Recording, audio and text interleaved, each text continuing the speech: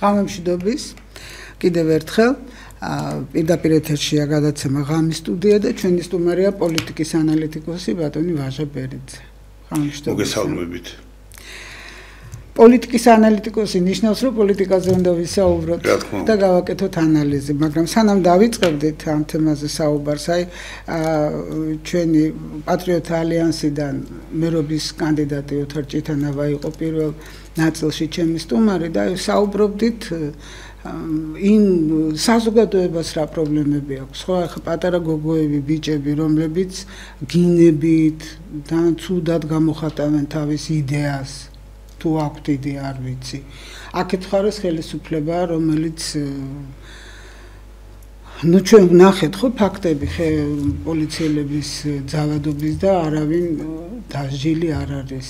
აი ასეთ საზოგადოებაში ვცხოვრობთ. აი საშინელებაა, როდესაც ბავშვთა ეს ძალიან მომხვდა გულზე, ბავშვთა ფსიქოლოგი ეუბნება ადამიანს, რომ მაინც კი ბოგაგზა მოხდები. საშინელებაა ეს, რაღაცას ნიშნავს უკვე ეს იმას, ჯერეთი ამ ბავშვი როგორ უნდა გააკარო ხა ასეთ ფსიქოლოგს. აგერ ლევან გაჩიჩევაძის გარდაცვალებაზე მე სახტად დავჩივი რა კაია და რა გახარებულები წერდნენ ხო კომენტარებს. მე მეწყინა ის რომ თურმე ასეთ საზოგადოებაში ვცხოვრობ, ეს რაღაცის მანიშნებელია. თუმცა აგერ გუშინ წინ რაც მოხდა შტატებში ჩალკირკის მკვლელობა და ამანაც როგორი ყიჟინა გამოიწვია იქაც და აქაც გახარებული ადამიანები სიკვდილის გამო. აი ეს რა არის? ეს გაცილებით მნიშვნელოვანია ჩემთვის მაგალითად, იმიტომ რომ საზოგადოება შველა ჭირდება, რატო ვითმეთ ამას, რატო ვიტანთ ამას თუ როგორ უნდა მოვიქცეთ, რომ აი ესე ადამიანის სიკვდილი არ გაგიხარდეს, ვინც არ უნდა იყოს. შეიძლება რაღაცა იფიქრო, რომ აი მაგრამ გამოხატავ, აი რა სიტყვით ამაზე. თუ მე არ მინდა ვინმე წარმოედგინოს, რომ ვაბუქებ, არა ეს მართლა მტკივა მე და იმიტომ გეკითხები და სულაც არ ნიშნავს. კიდე ერთხელ მინდა ხაზგასმით თქვა, რომ მე თუ არ მომწონს ეს ახალგაზრდები, არ ნიშნავს, რომ მომწონს ქართული ოცნება. პირიქით ეს რა მიზეშედეგობრივი კავშირია მათ შორის. აი გისმენთ. მოგესალმებით. მივესალმებით ჩვენს აუდიტორიას კიდევ ერთხელ. ბუნებრივია რთულ ეპოქაში ვცხოვრობთ და ასე ვთქვათ არაფერი რომ არ გიკვირდეს, ეს იქნებოდა საკვირველი. განსაცვიფრებელია, იმიტომ რომ ჩვენ არა ვართ ახალი ერი, ჩვენ ძველი სახელმწიფოებრიობის ქვეყანა ვართ და მიუხედავად იმისა, რომ მთელი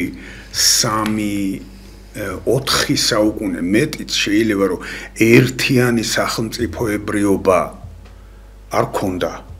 აი ესე თავისუფლების მოპოვების შემდეგ ასეთი სურათი ქვეყანაში არ უნდა ყოფილიყო.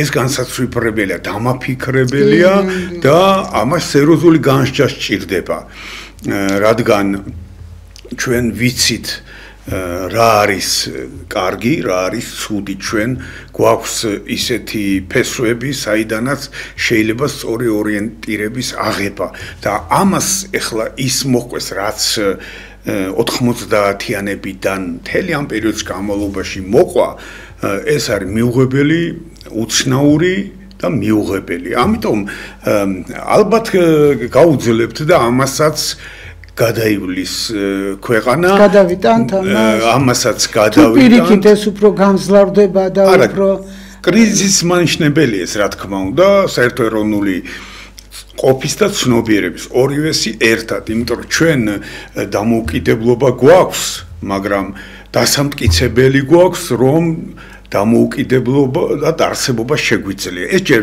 დამტკიცებული არ აქვს პოსტსაბჭოთა სივრცის არც ერთ ქვეყანას. გააღწიეს აქედან ბალტიის ქვეყნებმა, მაგრამ ისინი ჩვეულებრივი მათ სხვა პრობლემები აქვთ ევროკავშირის რეალობიდან ახალგაზრდობა აღარ აყავთ ქვეყანაში. ჩვენც აგვაქვს ეგ პრობლემა და ამას ვამბობდი სწორედ ნინო დამასწარით, რომ თავარი ახლა ის კი არ არის რა პოლიტიკური სიტუაცია გვაქვს ქვეყანაში. ამას სიტუაცია არ ქვია.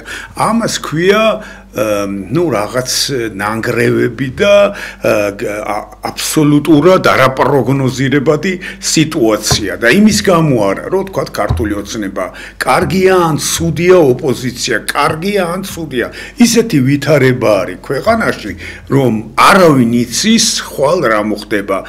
ის ადამიანი, რომელიც გუშინ შეერთებულ შტატებში მოკლეს, შემთხვევითი არ არის ორგანიზაციას ხელმძღვანელობდა, რომელსაც შემოbrunების წერტილი ქვია და ეს შემოbrunების წერტილი ის კი არ არის მაგალითად გამოვედი აივანზე აღმოსავლეთით ვიყურებოდ და მე გავიხედე დასავლეთისკენ. ეგ არის სერიოზული ცვლილება, რადგან ისინი ვინც მართავდნენ სოფლიოს პროცესებს შევიდნენ უმძიმეს კრიზისში, ჩიხში და საჭიროა ამის შეცვლა და თუ შეცვლა არა, მაშინ დასავლური ცივილიზაციის კაპიტულაცია რაიმე ფორმით. სხვანაირად დასავლეთი ვერ გადარჩება. ეს ეხლა ექსცენტრიული და ასევე არაპროგნოზირებადი ტრამპი წარმატებას მიაღწევს თუ არა, ტრამპი რევოლუციონერია, მან იცის რა დაიწყო მისმა მრჩევლებმა, არასდროს სოფლიო ისეთი აღარ იქნება, როგორც აქამდე იყო, მაგრამ იქნება დასავლეთთან ერთად თუ დასავლეთის გარეშე, ეს მათი გადასაწყვეტია და ნახეთ ფაქტობრივად სამოქალაქო ომის პირისპირ იმყოფება შეერთებული შტატები.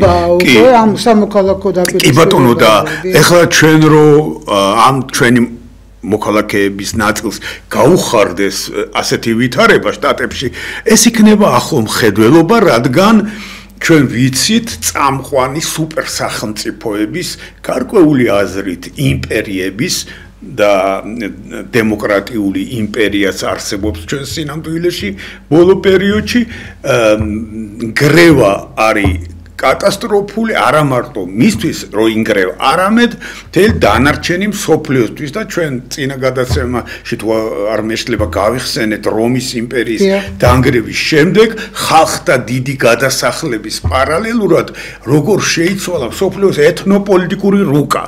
ეხლა ამ პატარა საქართველოში ნუ რა უნდა მოხდეს და ჩვენც მას შემდეგ რაც 1991 წელს მოხდა ის თქვა რაც არ უნდა მომხდარიყო, ჩვენ დავიწყეთ იმპერიული წიაღის ძიება, რომ ვიღაცამ შეგვიფაროს მიჩვეულები ვართ.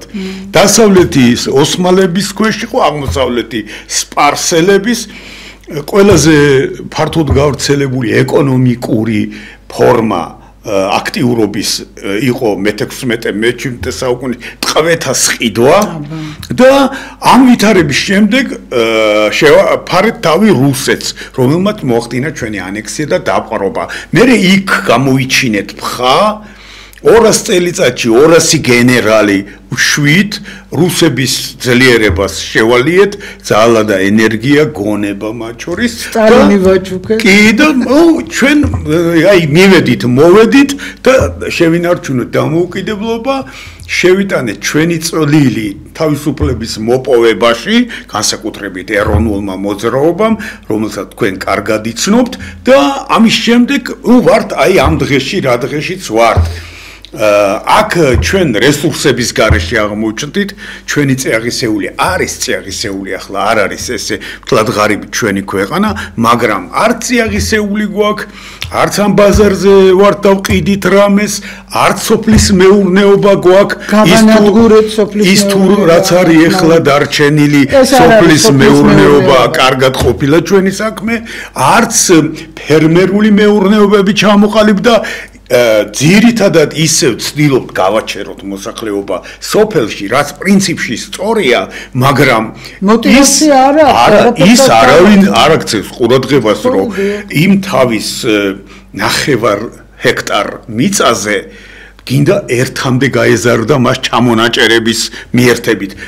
იმდენი რამ ვერ მოყავს და ვერც მოიყვანს ვერც ერთ შემთხვევაში, თუ რაღაცა დიდი, კარგად მოწყობილი სათბური არ წამოჭიმა, რომ არ აქვს მას мотивация, რომ დარჩეს სოფელში. უფრო მეცაც გეტყვით. აი მუნიციპალიტეტები ახლა ფაქტობრივად სოფლები და თქვა სტრუქტურები მუნიციპალიტეტის შიგნით უღრას პირობითი თქვა იქ ვიღაცა მიმაგრებულია რომელიღაც სოფელზე რომელიღაც უბანზე და ასე შემდეგ მაგრამ რეალურად ნახეთ რა ხდება რომ იქ ფაქტობრივად სოფელი არ არსებობს იქ საბჭოთა პერიოდში რომელსაც ჩვენ ზაფრად ვაკრიტიკებთ იქ კლუბი იყო სადაც ყოველ მეორე დღეს ახალგაზრდობა იკრიბებოდა სპორტული მოედანი იყო კარგად მოწყობილი და ყოველ წელს შეჯიბრებები ეწყობოდა ლელო ბურჩი მათ შორის ფეხბურთი კალათბურთი მოსწავლეთა ოლიმპიადები კიდეც ცალკე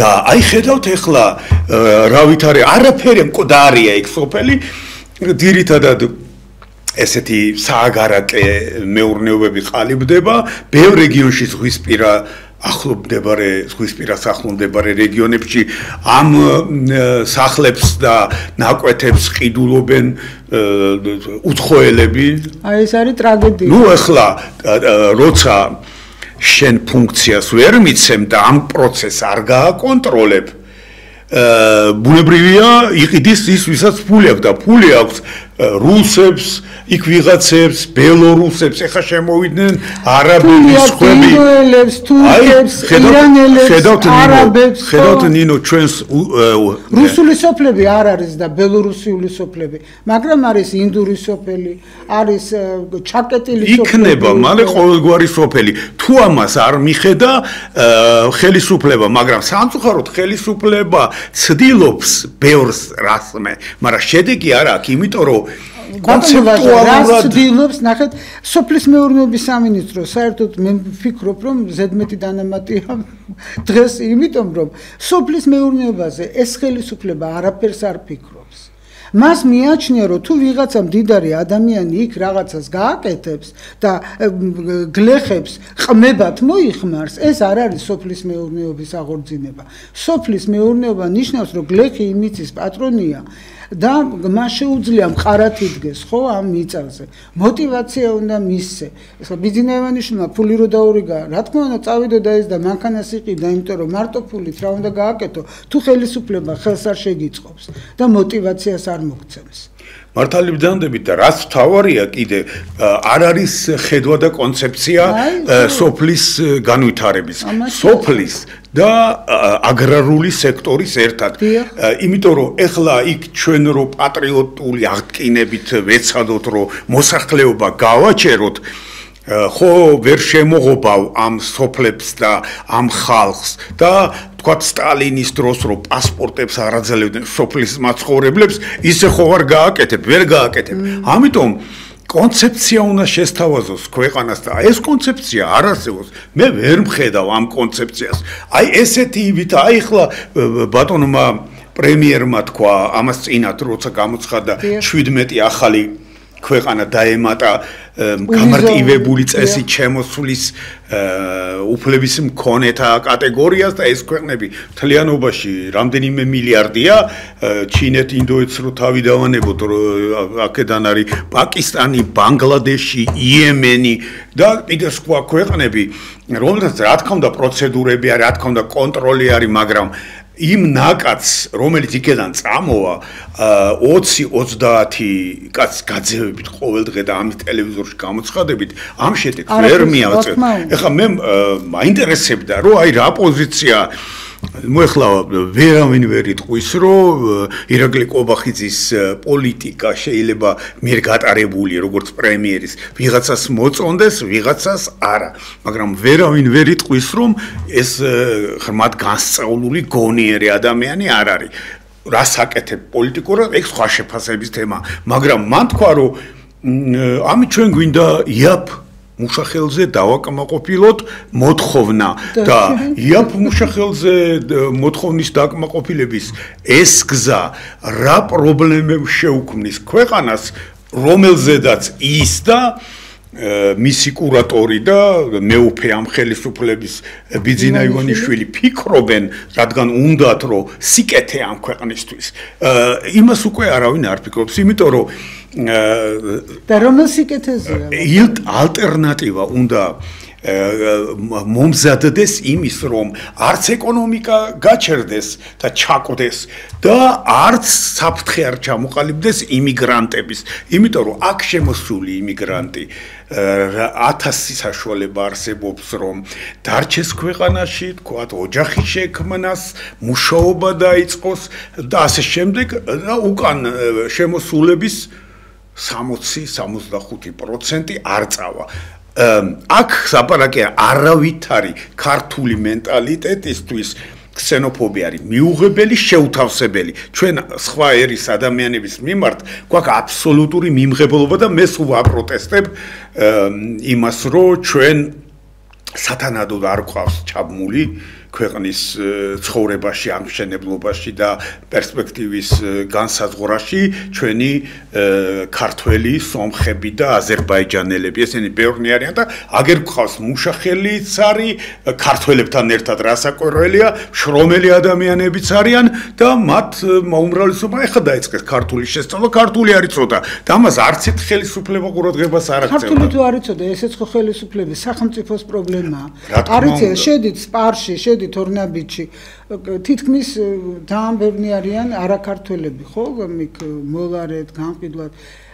იცით რა არის ქართული არ იციან, ეს მათი ბრალი არ არის, ეს ხელისუფლების და სახელმწიფოს ბრალია. როგორ პოლიტიკა უნდა იყოს და კონტროლის სისტემა. პოლიტიკა კონტროლის სისტემა. იმიტომ რომ იგივე დაუშვათ ტაქსის მძღოლები, ხო? ხანდახან ნუ რა მიდიან აი ამ რაღაც რუკით და რამე რო დაგჭირდეს რომ გაარკვი ამ შეცვალო მარშრუტი ეს შეუძლებელია. ძალიან ხშირად სხვაგან წაგიყვანენ, იმიტომ რომ რამდენჯერ მქონია. როგორ შეიძლება აი მაგალითად არაბი იყოს ტაქსის მძღოლი თბილისში?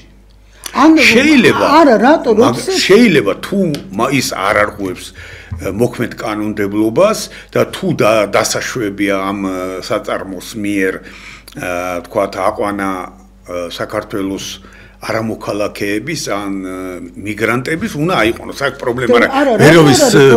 ვერავის რო გამოიძახოთ, როგორც კი გავიგებ რომ ქართველი არ არის, ვაუქმებ. იმიტომ რომ ენა არ იცის, ვერ აუხსნი, ის უყუროს მხოლოდ ნავიგატორს. მე ვეუბნები რომ აქ მინდა, ის მეუბნება აქ კი არა, იქ გინდა. ეს საშინე, ეს მართლა ძალიან პრობლემატურია.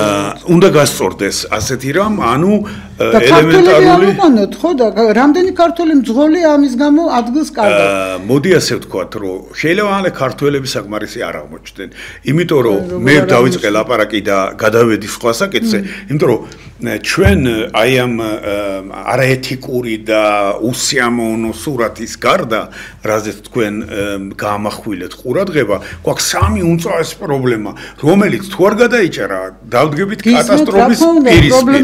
პირველი ეს არის ნარკომანია, ეს სერიოზული პრობლემაა და არა თქვათ ნებისმიერი სხვა პრობლემა მოგვარებადია, ეს უმძიმე სოციალური საკითხია, თან არც ჩვენ ავართ გამონაკლისი, რომ ბევრ ქვეყანაში არის ეს პრობლემა, ზოგან მეტად, ზოგან ნაკლებად, ეს საკითხი უნდა გადაწყდეს, ეს ადმინისტრაციული მეთოდებით დარეგულირება, თქვათ მეტადონის პროგრამის გადალაგების, გადმოლაგების გამოსავალი არ არის. ღამის ბარებში და ღამის კლუბებში ბიოლოგიური ნარკოტიკი, რომელიც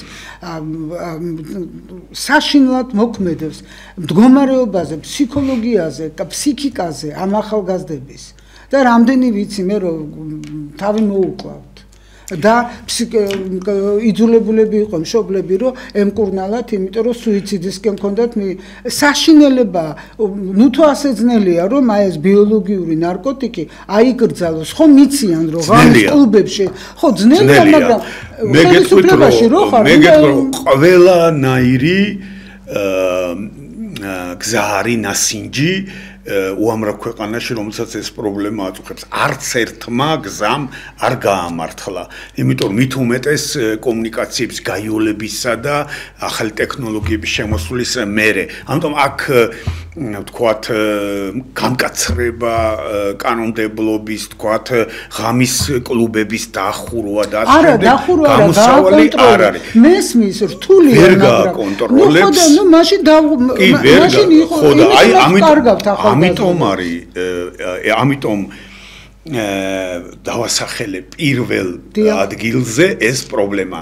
იმიტომ რომ ეს პრობლემა არის გადასხვა წყვეტი და შესამუშავებელია სხვა გამოცდილების საფუძველზე ჩვენი ეროვნული ვითარებიდან გამომდინარე, რომ მეორე უმძიმესი და ასეთ უსერიოზულესი პრობლემა არის თავისთავად მიგრანტები და ამიგრანტებთან დაკავშირებული პროცესი და აქვე გავაერთიანებ ქვეყნის დეპოპულაცია, ანუ მოსახლეობისგან თანდათან დაცლა, ეს უმძიმეს მასშტაბებს აღწევს.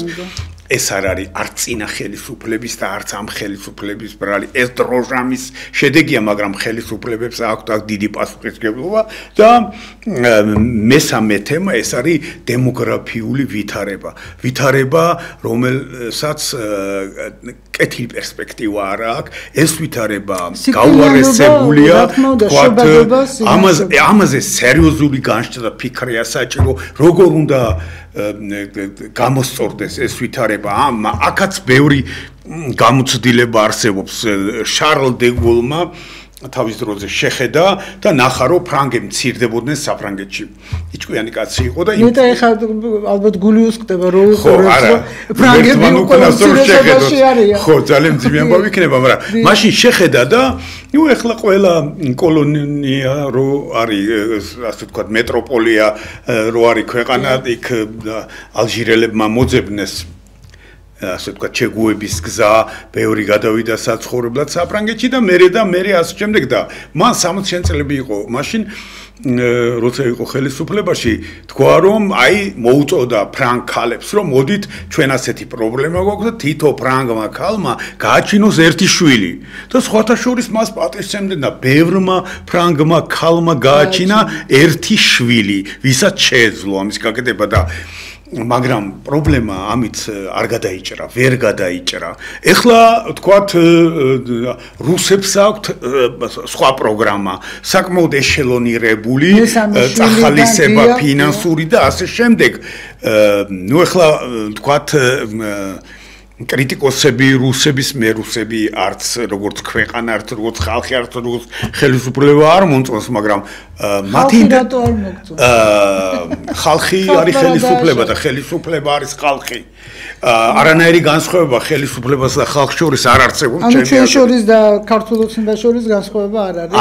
არა, ჩვენ მიუხედავად იმისა, რომ მე არა ვარ მხარდამჭერი ოცნების, მე როდესაც ვერ მოვძებნე გზა, რომ კანონიერად, წესიერად, ცივილიზებულად ორი ვადის შემდეგ ხელისუფლება შეიცვალოს, მეც ასე ვთქვათ, ვარ თუ რამე შეცდომებს უშვებს ოცნება, ამაში წილი მიმიძღვის მეც, იმიტომ რომ ვერ მოვძებნე გზა. არა და ჩემი თვალსაზრისი მარტივი აქვს, ორი ვადის შემდეგ ხელისუფლებაში მოვიდეს ახალი. არა, ვთქვათ, როგორც ურაჟვანიას უნდა და მიშა სააკაშვილს უნდა და როგორც ვთქვათ, ბიძინას უნდა მის მიერ შექმნილი მართვადი ოპოზიცია, რომელსაც შემოვლითი გზებით დააფინანსებს, არამედ რეალური ოპოზიცია უნდა მოდიოდეს და ქვეყანას რომელსაც სხვა რესურსი აბსოლუტურად მაქსიმალურად ცდილობს, რომ ყველაფრით ხელი შეუშალოს. მას ის ოპოზიცია აწყობს, რომელიც არის, იმიტომ რომ აი ნახეთ იმის ფონზე გამოჩნდეს ეროვნული გაცილებით უკეთესი, ესენი манипуლირებენ ხშირად ვამბობ ხოლმე ეროვნული საკითხებით, ისინი манипуლირებენ უვიზო რეჟიმით. ანუ ჩემი სამშობლო და უვიზო რეჟიმი გათანაბრებული აქვს. წავდი და დადექი რიგში, თუ გინდა მას და მიიღეს ვიზა. ამას სამშობლო უნდა შეეწიროს ჩემი? ეს პოლიტიკური კლასის სისუსტის შედეგი ერთი მხრივ, მეორე მხრივ იმის შედეგია, რომ ნუ ფაქტობრივად დაცლილია ქვეყანა, აქტიური მოსახლეობა გასულია ქვეყნის გარეთ, შუა რო გაკრიფა ესეც რა თქმა უნდა შეცდომა, იმიტომ რომ საქართველოში სადაც ქართული ეზოთერიკის საფუძველთა საფუძველი არის ოქროშუალედის პოვნა, ანუ ჯანსაღი პოზიცია ორი დაპირისპირებულის სადღაც შუაშია ჭეშმარიტება ყოველთვის, როდესაც ქვეყანა შუას გაკრიფავ, ესე იგი ქართული მენტალობას არ ეთანხმები და არის უკიდურესად მარჯვნივ თუ მარცხნივ ეს ძალები ვერ გაიგებ, იმიტომ რომ სადრა არის მემარჯვენე, სად მემარცხენე უკვე მიუღებელია და ასეთ შემთხვევაში რა თქმა უნდა ხელისუფლება წავიდეს, არ წავიდა. პრობლემა არ არის, მან ეს გამჭრეხი კაცია, ფინანსური რესურსი აქვს, ისე მიყავს სიტუაცია, რომ რეალური ოპოზიცია არ არსებობს და ხედავთ ჩვენ, რომ არა მარტო 8 წელი, არამედ 28 წელი შეიძლება იყოს ქართული ოცნება ხელისუფლებაში, ასეთია რეალობა. ეხლა აქ ეს ახალგაზრდები თქვენ რომ ბრძანეთ, რომ ბილსიტყვაობით გამოირჩევიან, ისინი მოგვიწოდებენ, რომ გამოდითო და დაგვიდეკით გვერდითო ბიზნეს წინააღმდეგო და მე ვეკითხები მაგათ კი, მაგრამ რო გამოვედით და ხარი დაგიჭირეთ ხელისუფლებაში მიუშვით ის ადამიანები, რომლებსაც თქვენ დღეს მიყვებით 2005-12 წლებში უმძიმესი ავტორიტარული რეჟიმი შეგვიქმნეს, რომელმაც ქართულ საზოგადოების თვალში დემოკრატიას გაუტეხა სახელი და უკვე აღარ უნდათ შენი ხელისუფლებაში მოსვლა, რა და შენ ხარ წამყვანი, იმიტომ რომ ის ასე ვთქვათ უცხოეთი მრავალი მილიონი რო დახარჯა მხარდამჭერი ფენის შექმნაზე, შენ გიჭერს ხარს და რავინდა არც გამოვა. ხედავთ რა, ამიტომ აი ხედავთ როგორი სიტუაცია. ეს სამი პრობლემა უნდა გადაიჭრას და ამ სამი პრობლემის გადაჭრის უკეთეს გზას ვინ შემომთავაზებს, მე გავხდები იმის მომხრე, იმას დაუჭერ მხარს და ამას ღიად გავაკეთებ, როგორც ეს არაერთ გზის გამიკეთებია, თქვა ნაციონალიზმის პერიოდში ხარს უჭერდი ოპოზიციას, რომელიცაც მაშინ აცგარდაცვლილი ლევან გაჩეჩილაძე ხელმძღვანელობდა, ეხლა გაჩეჩილაძეს მე უნივერსიტეტიდან ვიცნობდი, პატივცემდი, კარგი ქართველი ვაჟკაცი იყო, შეიძლება ის პოლიტიკური ლიდერი, ასე ვთქვათ, მოვლენათა ვითარებაში გახდა, მაგრამ მან აიღო თავზე, იმიტომ რომ საჭირო იყო ვიღაც წინამძღოლი, რომელიც მაშინ არ არსებობდა და ეხლა როდესაც მისი გარდაცვალების შემდეგ სოციალურ ქსელებში უამრავი მიუღებელი მოსაზრება გამოითქვა, მე როგორც ერთი ადამიანი პროტესტს უცხადებ ამას ყველაფერს და მოუწოდებ ყველას, რომ ეს საშინელება ესე იგი პრომორტუ აუთ ბენე აუთ ნიხილ ეხლა რომაელებიდან მოყოლებული წასულების შესახე ან კარგი ან არაფერი გვეუნებოდნენ და მე ჩვენც ვიმეორებდით ამას და ეხლა მიცხოვლებულზე ცუდის თქმა საერთოდ მიუღებელია, არაფერი არ თქვათო, რომელები გეუბნება. აი ახალი გარდაცვლილი როა და რომ გამოდიხარ, თავისუფლებას აძლევ და ამითი იმას კი არ აყენებ შეურაცხყოფას, მიხვდი რომ საკუთარ ღირსებას აყენებ შეურაცხყოფას. რა თქმა უნდა. აი ამისი გაგება არ აქვს. ისინი ვინც იგინებიან, ისინი ვინც ცუდად იქცევიან. აი ფსიქოლოგი ბავშვის, რომელიც ადამიანს ეუბნება და რამდენი ონკოლოგიური ავადმყოფი უსმენს ამას, რომ შენ ისედაც კი მოგაგ და მოგტები. აი ეს ძალიან მოქმედებს ჩემზე, იცით, რომ ჩვენ საზოგადოების ესე ძალიან სერიოზული პრობლემაა, ეს არ არის რაღაცა ხელწამოსაკრავი რამ. არ შეიძლება სიკვდილი ისეთი რამ არის, ხო? ნუ ამაზე ხშირად ვილაპარაკეთ. რა თქმა უნდა, მიუღებელია ჯანსაღ საზოგადოებაში, ეს არის მიუღებელი და როდესაც ოპოზიციათ მევლინებიან ადამიანები, რომლისთვისაც ეს მისაღებია, მე მათ გვერდზე არც ხელისუფლების გვერდზე ვარ და არც მათ გვერდზე ვარ.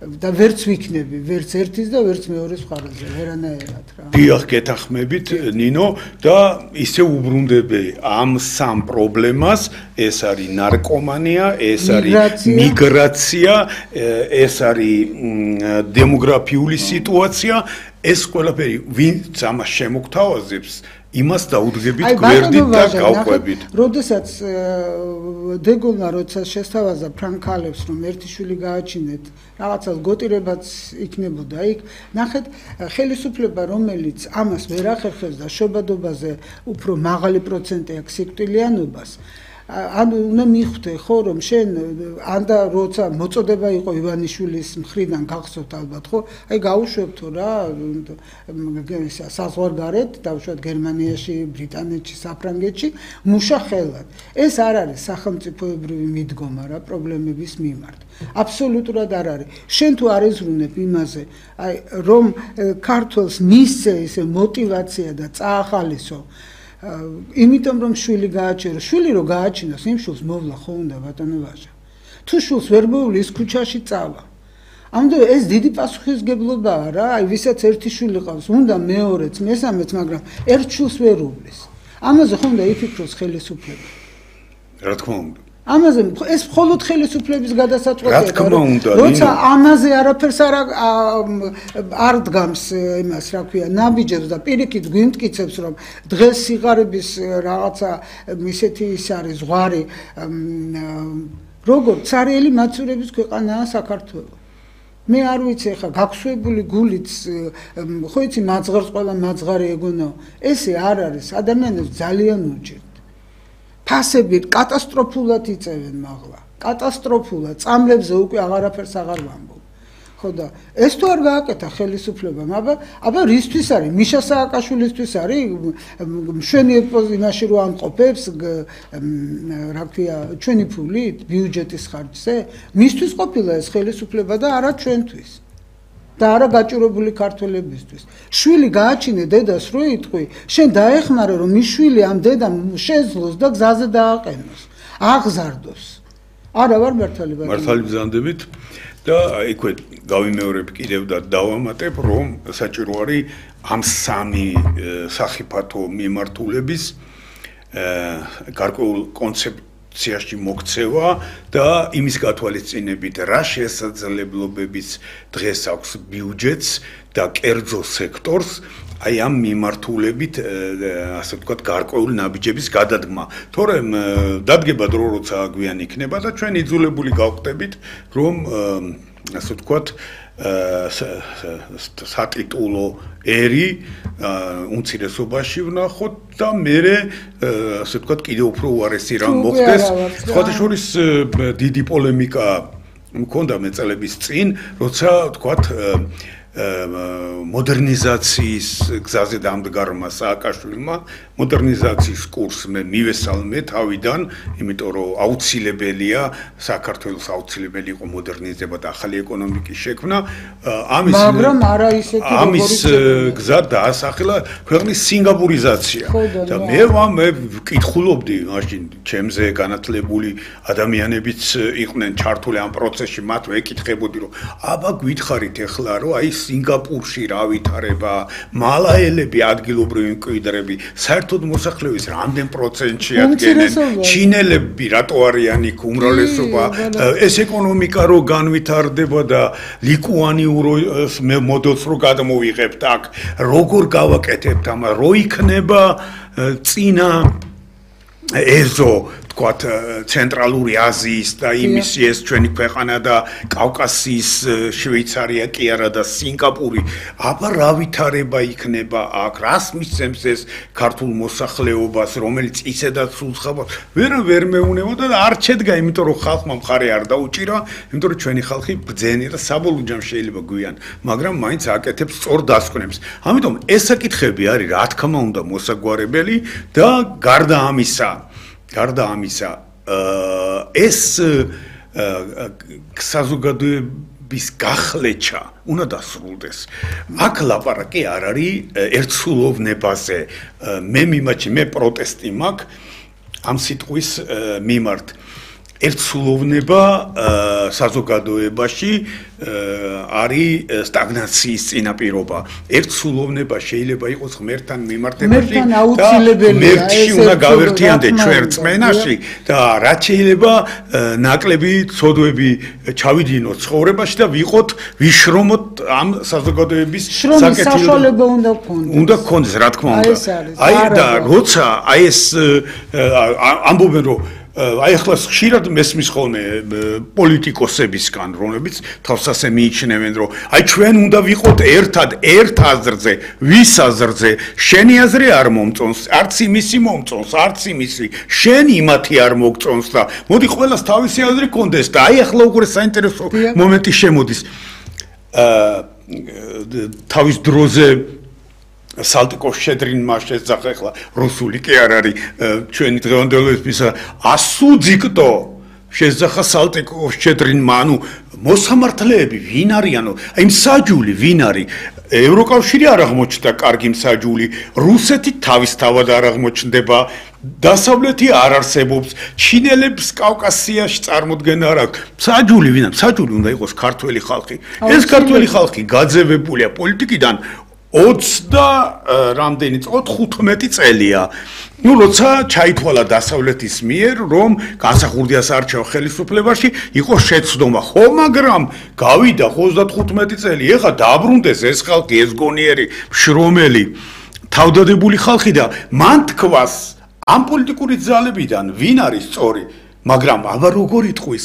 ჩვენი მედია პროპაგანდისტული ტრიბუნაა. აქეთ ნაციონალები იქეთ ოცნება ერთმანეთთანაც კი არ ჯდებიან სალაპარაკოდ და სადისკუსიოდ არადა შეუულია მაგალითად ოცნებაშიც ბევრ შეუულია კამათი აქ თვითონ კობახიძემ დინარაძე იქ ვიღაცები არიან ხო რომ ახალგაზრდები არიან შესანიშნავად მეტყველებენ და აყალიბებენ აზრებს დაჯექით მე ერთ ხალხმა დაინახოს რატო რჩები შენ ხელისუფლებაში და რატო არის ის მიღმა და რატო ვერ მოვა ვერასდროს ხელისუფლებაში და საერთოდ ბატონმა ბიძინამ უნდა თქვას რომ ფულის გარეშე კეთდება თუ არა პოლიტიკა სამწუხაროდ არა ხო და აი მითხარით საქართველოში მეორე ფული კეზერაშვილის მიერ გატაცებულ ფულს არ გულისხმობ მეორე ფული ვინა რომელიმე პარტიის დამფუძნებელი მეორე არ გულისხმობ ბიძინას რომელიც შემოვლით იგზებით აფინანსებს ვიღაცებს გეკითხებთ ვინ აბა ვინ უნდა გაუწიოს წინააღმდეგობა ასე 50 წელი იქნება ხელისუფლებაში ოცნება 100 წელი იქნება ღმერთმა დაგვიფაროს ნუ ახლა გეუბნებით რომ თუ არ მოიძებნა საპირწონე და აი ეს ოპოზიცია გეუბნება უნდა გადაწყვიტოს აი ეს ოპოზიცია გეუბნება ნინო ნახეთ რას გეუბნება რომ ქუჩაში გამოდით დავარბიოთ შვიდობიანი დამხობა ნუ ესე იგი ჩვენ ხო ქართველებს გვიყვარს ოქსიმორონი არა რომ იქ ისფერთოვლის იქ ზიანი ღამე გვიყვარს ეს ყველაფერი აი შემოგთავაზეს შესანიშნავი შვიდობიანი დამხობა ნუ ეს აბსოლუტურად 4 ოქტომბერი როგორ ჩაივლის ეს შვიდობიანი დამხობის რამე სიმპტომები არის რეალურად არანაირი მე მithქვამს ეს და კიდევ ერთხელ ვიტყვი რომ აი ერთადერთი რამაც შეიძლება ობიواتელი თუ ობიواتელი არა რიგითი მოქალაქე უამრავი პრობლემები დაატვირთული ნუ გავყოთ ობიواتელი უფრო ნიჰილიზმზე მიმართული ადამიანია ერთადერთი შეიძლება თქვა გარკვეულად შეაშფოთოს თქვათ უვიზო რეჟიმის გაუქმებამ ევროპაში, იმიტომ რომ იქ ბევრია წასული მუშაობს, ბევრი აპირებს წასვლას, განათლების მიღებას, ჩამოსვლას, ეს გარკვეულწილად რაღაც ნაწილს მოსახლეობის შეაშფოთებს, მაგრამ ის რომ თქვათ მშვიდობიანი დამხობა ხელისუფლების, ნუ თუ ძალიან სიღრმეს შევალთ რა არის? მშვიდობიანი დამხობა ხელისუფლების ეს არის მოშლა სახელმწიფო სტრუქტურების ბოიკოტირება სერიოზული აქციების ჩატარება და ასე შემდეგ. ნუ ამის რესურსი, მოდი ვთქვათ პირდაპირ, მათაც იციან რომ ოპოზიციას არ აქვს. ოპოზიციაში აქვს გულისხმობს ნაციონალებს. თუმცა თანხები შემოდის. თანხები აქვს და თანხები მოიძებნება, იმიტომ რომ აქ უკვე კეზერაშვილიც კი აღარ ხარჯავს იმდენად უიმედოა სიტუაცია რომ აქაურ პოლიტიკაში ისიც აღარ ხარჯავს და ნაცებს არ გულისხმობ რა ნაცების გარდაო ეხლა რო თქვი ნაციონალებს გულისხმობ რა თქმა უნდა იმათში ვინც ამ გზით მიდის წირითადად თორემ როგორც იქნა ლელო მიიღო სწორი გადაწყვეტილება, რომ არჩევნებში მონაწილეობს. ეხლა რამდენად არის ის ალტერნატივა ოცნების ძნელი სათქმელია, იმიტომ რომ მისი ლიდერები არაპოპულარულები არიან, მათი ნაბიჯები ხშირად არის არაგონივრული, მაგალითად მე მაგათ ყრილობას ვესწრებოდი, მიმიწვიეს და იქ იყო ასეთი 10 პუნქტი საიდანაც თავარი, საიდანაც 9 იყო რუსეთის გინება. ბიჭო, საქართველოში მოსახლეობის 80% დარჩა 50 წელს ზევით. და ამ ხალხს, რომელსაც ერთადერთი დადებითი, იმიტომ რომ ახალგაზრდა იყო შეიძლება, მაგრამ ახსოვს ის პერიოდი რუსეთში რო დადიოდა და იქ რო ერთობოდა და ვაჭრობდა და სხვაგან არ გიშვებდნენ არსად და მიდიოდა, მოდიოდა, იმდენად პოზიტიურად ეჩვენება, რომ შენდამი არა თუ მხარდაჭერის, არამედ მიმღებლობის ინსტინქტიც არ გაუჩნდება, რომ შენ გნახოს ხელისუფლებაში და შეეგვიოს ამას. და როგორც იქნა დაიწყეს სწორი გადაწყვეტილებების მიღება, ლელომ თუ სათანადო კორექტივებს გააკეთებენ პერსპექტივაში, რატომ ამბობ ამას ლელოზე, იმიტომ რომ რესურსიც აქვს ინტელექტუალური, გამოცდილი პოლიტიკოსებიც ბევრი ყავთ, რომლებიც ჯობს რო ცოტა გვერდით გადავიდნენ ამ პოლიტიკურ პროცესში. მე რაც თავია ფული აქვს. რომელიც როგორი ფული აქვს?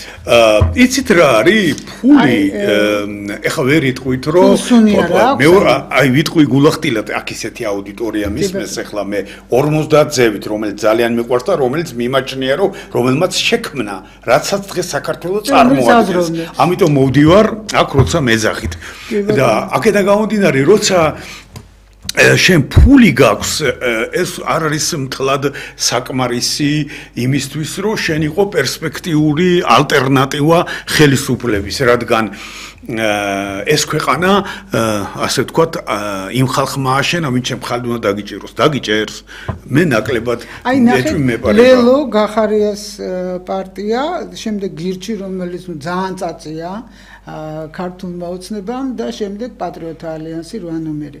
აი ნახეთ ჩვენ ვიცით ბანკების მიერ და TBC ბანკი მაქვს ხედულობაში რაც ასოცირდება რა თქმა უნდა მამუკა ხაზარაძესთან და მეორეს რა ქვია და მოვიწყდა ბადრი ჯაფარიძესთან რამდენი ადამიანი ოჯახი დარჩა უსახლკაროდ ხო ვიცით ჩვენ ეს სიტუაცია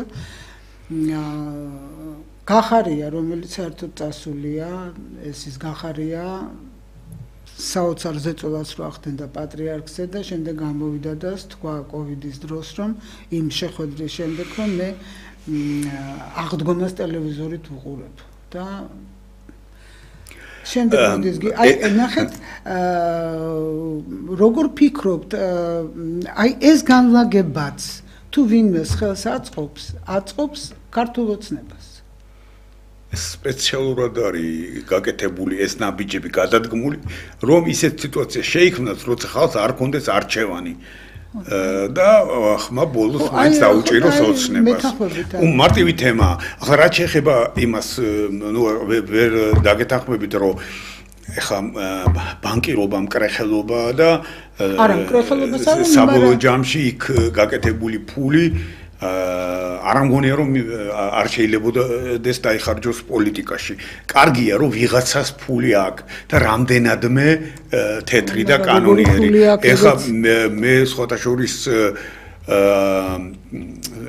ვიცი პროცესი როგორ მიდის და საბოლოო ჯამში მაინც ვისურვებდი რომ ძლიერი ოპოზიცია რამდენიმე გაჩენილიყო აქ გინდა ეს მამუკა ხაზარაძემ გააკეთოს რომელიც უნარიანი ადამიანია გნებად ხაზარა ბოდიში გახარიამ გააკეთოს ეს რომელიც აქტიური ადამიანია პიროვნება არა ფული არ აქვს გახარიას სწორედ აი ამაშია საქმე მაგრამ გახარიას მივცემდი მე მოქმედების თავისუფლებას ბიძინა რომ ვიყო თუნდაც იმიტომ რომ ბიზინამ მას უწოდა გარეწარი და აი ბიზინა რო ადამიანს გარეწარს უწოდებს ის ნიშნავს რომ რაღაც ხიფათის შემცველია და ხალხთან უნდა მიუშვა და ხალხმა გადაწყვიტოს ვინსად უნდა იყოს და არა ბიზინამ და მისმა ჯგუფმა ნახეთ და თქვენთვის მნიშვნელობა აქვს თუ არა მაგალითად პიროვნებებს ჩემთვის ძალიან დიდი მნიშვნელობა აქვს პიროვნებებს იმიტომ რომ მე უნდა მჯეროდეს იმ პიროვნების ნახეთ მთელი თავისი იდეოლოგიით უნდა მჯეროდეს რას მთავაზობს და უნდა მჯეროდეს რომ ეს შეთავაზება მე საქმედ გადაიქცევა. ეხლა ვინც თქვენ ჩამოთვალეთ, ხო? მე შეიძლება სუბიექტური. სხვები ჩამოთვალეთ ჩემილია. მე სურვილიც მაქვს თუ არ არის, თუ არა. ხო, ჩემთვის მაგალითად არ ვიცი. ჩემთვის საინტერესო იქნებოდა ამათი ლიდერობას. საინტერესო იქნებოდა. აი მე რატო ვარ მაგალითად პატრიოტთა ალიანსის მომხრე, განა იმიტომ მარტო რომ აქ მუშაობ. იმიტომ რომ მე მჯერა ამ ადამიანებს მათ არასოდეს საქართველოს არ გაუყიდიათ, მათ არასოდეს გაჭირებული ადამიანის ფული ჯიბეში არ ჩაუდევთ და ისინი რასაც გვთავაზობენ არავინ არ ახორციელებს ამას თორე ეს ჩვენთვისაც კარგი იქნება, პარტიისთვისაც კარგი იქნება, საქართველოსთვისა და თითოეული ადამიანისთვისაც. აი ჩემთვის პიროვნულობასაც მნიშვნელობა აქვს. მაგალითად ნაცებს როგორ შემიძლია მე გავიდე და დავდგე, როცა ყველაფერი მახსოვს, ყველაფერი ჩემ წინ მიდიოდა, გვერდიდან არ უყურებდი, შუაში ვიყავი, ხო? და გრძნობდი რომ საქართველო იღუპება. საშინელება იყო, ესე იგი, მე ამდენი უსამშობლო თაობა. ამასაც ხომ მნიშვნელობა აქვს, არა, როდესაც აი არ გინდა რომ მისცე ქართულ ოცნებას, ხო, მაგრამ ისეთი არჩევანი ხო უნდა გააკეთო, რომ ღირდეს. აი ეგ არის რომ ვერ გააკეთებ და ასეც უნდა იყოს. და ამით სარგებლობს ქართული ოცნება, ეს არის. კიდე ამინდო და მე თქვა რომ აი თქვენ გაქვთ საშუალება რომ და უფლება რომ გონდეთ თქვენი აზრი და სხვა მოქალაქეებისგან განსხვავებით მე და თქვენ გვაქვს საშუალება რომ გავაგებინოთ ეს ადამიანებს მათ შეუძლიათ არ მიიღონ ჩვენი მოსაზრება მაგრამ მოისმინონ ერთი თვალსაზრისი მე მათ უნდა გააკეთონ არჩევანი და საბოლოო ჯამში ხალხმა უნდა გადაწყვიტოს ხელისუფლების ბედი და არა ძლიერთა ამასოფლისათა ან თქვათ და არა მხოლოდ ფულმა. და არა მხოლოდ ფულმა, კი ბატონო. სხვა შემთხვევაში ახლა მე არ შემოვიფარგლებოდი, ვთქვათ, ხაზარაძით და ლელოთი, არ შემოვიფარგლებოდი გახარიათი და არც სხვებით იქ არიან ვიღაცები სამწუხაროდ რაჩეხო პატრიოტთა ალიანს მე მომწონს ეს პარტია ის არის ჩვენი საზოგადოების ძალიან ფასეული ნაწილის ინტერესების განხატველი განსაკუთრებით იყო ერთ დროს ელექტორალური მხარდაჭერაც ძალიან ძლიერი ქონდა და მე პატივცემ ირმას ირმაინაშვილს გულისხმობ მე პატივცემ დავით არხანმოურავს ესენი არიან ესეთი შემართებული ადამიანები ინტელექტუალები ყველაფერი მაგრამ ნუ სამწუხაროდ ხო იცით აი ყველაფერი არ ითქმება არ მაქვს უფლება და ვერც ვიტყვი მაგრამ აი ამ ურთიერთობაში ამ წლების განმავლობაში მე ვხედავდი როგორ გითხრათ დაუშვათ რა დიდი იყო სურვილი რომ მათ სხვანაბიჯი გადაედგათ მათ აი ფულში გათხრილიყვნენ ერთ-ერთი ასეთი იმის პირადად მომსწრება და ეს სიმპათია სწორედ იმან განაპირობა რომ არასოდეს არ გათხრილან ისე უამრავ რაღაცას ამბობენ ფულზე რასაც აბრალებენ მაგრამ მე ხო ვიცი არა რომ ამას ძალიან დიდი მნიშვნელობა აქვს და დანაშაული საქართველოს წინაშე მათ არ მიუძღვით ამიტომ ვცემ ამ ორ ადამიანს და კიდევ სხვებს ვიცნობ პატრიოტთა ალიანსში და კარგია რაც საუბარი პროგრამაც იცით რა პროგრამა ისეთი აი იმდენად მტკივნეული რაც ასეთი სერიოზული პრობლემაა საქართველოში იმდენად რეალური პროგრამაა სურვილი თუ გააქვს ხო ამას გააკეთებ მაგრამ არა აქვს სურვილი კი ბატონო და მე მინდა რომ რაც შეიძლება მეტი ძლიერი პარტია იყოს საქართველოში, რადგან მეტი პარტია ძლიერი ოღონდ არის მეტი მოქალაქის ინტერესების გათვალისწინება და ეს არის პოლიტიკის მიზანი და დამოუკიდებლობის მიზანი კიდე დროშების ფრიალი კი არ არის და ჰიმნის მღერა ესეც ძალიან კარგი ამბავია არის მთავარი არის ის რომ დამოუკიდებლად უნდა შეგვეძლოს ჩვენი პრობლემის შეფასება და თვითკმარი პოლიტიკური სისტემის შექმნა თორემ მე პირადად წინააღმდეგი მაგალითად არა ვარ არც გირჩის რატო არა ვარ გირჩის წინააღმდეგი მათ შეხედულებები ზოგი მომწონს უმრავლესობა შეიძლება ითქვას არა იმიტომ რომ მათ ისეთი სოციუმი მოაბრუნეს პოლიტიკისკენ როგორც არის მაგალითად ნიჰილისტები ახალგაზრდების ერთი ნაწილი ლიბერალური ნარკოპოლიტიკის მოსურნეები და შემდეგ ისინი არასდროს არჩევნებში არ იღებდნენ მონაწილეობას, ნუ თუ ხელისუფლება მიიმხრობდა რაღაც მეთოდებით, მხოლოდ მაშინ. ეხლა მათ 3%-ია. ხელისუფლებაც ძალიან ხელს უწყობს, გირჩს მას აწყობს გაცილებით, გირჩი. არ ვიცი, ვერ გეტყვით, ალბათ. ვიდრე ძალიან დიდი მადლობა ბატონო ვაჟა. არა ფრიჩი მადლობა თქვენ. საინტერესო საუბრისთვის. გემშვიდობებით. მადლობთ. იმედია მალე შევხვდებით, იმიტომ რომ ყოველდღე რაღაც ხდება და თუ დაიძაბება სიტუაცია აუცილებლად დაიკავშირდება. და მე გემშვიდობებით მომავალ პარასკევამდე. ნახვამდის.